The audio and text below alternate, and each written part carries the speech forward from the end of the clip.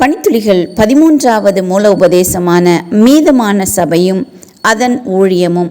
June 6, 2024. மாபெரும் தேவத்ரோகம். உலகத்தில் அநேக கள்ள தீர்க்கதரிசிகள் தோன்றியிருப்பதினால் நீங்கள் எல்லா ஆவிகளையும் நம்பாமல் அந்த ஆவிகள் தேவனால் உண்டானவைகளோ என்று சோதித்தறியுங்கள். 1 யோவான் 4:1. பிரிட்டிஷரால் கார்போ என்றும் ஜெர்மானியரால் அலரிக் அரபெல் என்றும் அழைக்கப்படுகிற ஜுவான் புஜோல் கார்ஜியா ஆரம்பத்தில் நேசப்படையில் வேலை கேட்டபோது புறக்கணிக்கப்பட்டார். ஸ்பெயினை பூர்வீகமாக கொண்ட ஜுவான் ஜெர்மானியர்களுடன் சேர்ந்து கொண்டார். அவங்க அவரை பிரிட்டனுக்கு செல்லும்படி பணித்தார்கள். அவர் ஒப்புக்கொண்டார். ஆனால் லிஸ்பனுக்கு சென்று நாசிகளுக்கு கள்ள அறிக்கைகளை உருவாக்கினார். இறுதியில் நேச நாடுகள் புஜோலை ஏற்றுக்கொண்டன. அவர் குடும்பத்துடன் பிரிட்டனுக்கு குடிபெயர்ந்தார். அங்கு ஜெர்மானியர்களுக்காக 30 கற்பனை முகவர்களை உருவாக்கினார்.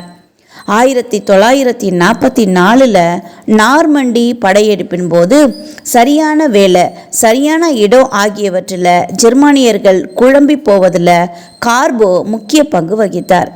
இங்கிலாந்தில் வேறு உளவாளிகளை பணியமர்த்த வேண்டிய தேவையில்லை என்று ஜெர்மானியர்கள் நம்பும் அளவிற்கு அவரது கற்பனை உளவு அமைப்பு இருந்தது.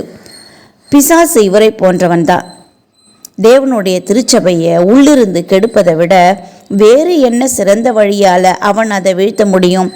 உண்மையான விசுவாசிகளை போலவே தோற்றமளிக்கிற வஞ்சக சபை தலைவர்களை பிசாசு பயன்படுத்தினான். அவர்கள் பலரை வேதாகம சத்தியத்திலிருந்து விலக்கினார்கள். கார்போ வெற்றிகரமாக உண்மையை பொய்யுடன் கலந்து ஜெர்மானியர்களை ஏமாற செய்தார். சாத்தான் இதையே செய்திருக்கிறான்.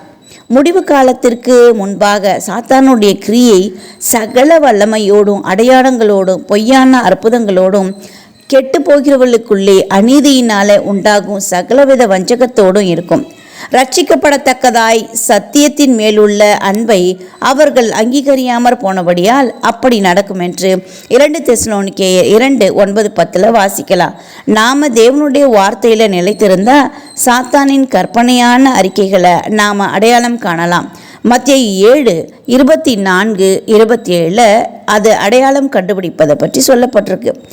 இன்றைய செயலில் காட்டுங்கள். நீங்கள் எப்போதாவது உண்மையில்லாத ஒன்றை நம்பி ஏமாந்திருக்கீங்களா? நாம் அநேக முறை அப்படித்தானே செய்கிறோம்.